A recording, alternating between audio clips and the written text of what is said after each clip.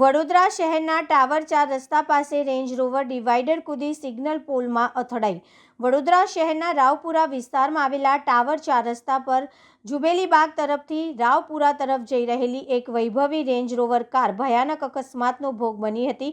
Car ચાલકે બેફામ ગતિએ વાહન ચલાવતા ડિવાઈડર કૂદી ટ્રાફિક સિગ્નલ પોલ સાથે જોરદાર ટક્કર મારી હતી।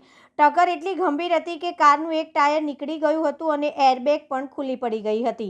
અકસ્માત બાદ કાર ચાલક સ્થળ પરથી ફરાર થઈ ગયો હોવાનું પોલીસ દ્વારા જણાવ્યું છે। ઘટનાની જાણ થતાં રાવપુરા પોલીસ ઘટના સ્થળે પહોંચી હતી અને બેદરકારીપૂર્વક વાહન ચલાવવાના ગુનામાં તાત્કાલિક ફરિયાદ નોંધી હતી। સાથે જ ટ્રાફિક સિગ્નલને થયેલા નુકસાન અંગે પણ અલગથી ફરિયાદ દાખલ કરવામાં આવી છે। ટક્કરના કારણે આખો સિગ્નલ પોલ ઉખડી ગયો હતો અને કારની દિશા પણ બદલાઈ ગઈ હતી। સદનસીબે આ ઘટનામાં કોઈ જાનહાનિ થઈ નથી, પરંતુ કારના આગળના ભાગને ભારે નુકસાન પહોંચ્યું હતું। પોલીસ તપાસમાં સામે આવ્યું છે કે આ રેન્જ રોવર કાર 1 વર્ષ અગાઉ વેચાઈ ચૂકી હતી। વેચાણના દસ્તાવેજના આધારે હાલ કાર ચાલકની શોધખોળ ચાલી રહી છે।